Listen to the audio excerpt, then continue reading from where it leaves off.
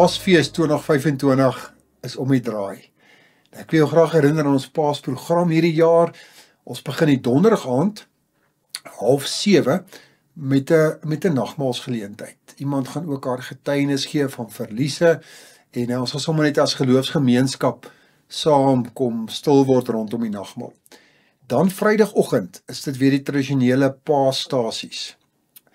7:00 die oggend tot 1:00 die middag, en jy kan enige tyd kom, jy beweeg op jou tyd deur die stasies hier by die kerk, en mag dit vir jou ook, soos elke jaar, 'n besonderse belewenis wees. Hierdie jaar het ons 'n ekstra ietsie bygevoeg. Saterdagmiddag, 5:00 in die kapel, het ons 'n stildiens, 'n meditatiewe diens vir persone wat iemand aan die dood afgestaan het die afgelope jaar, of sommer net verlies ervaar het.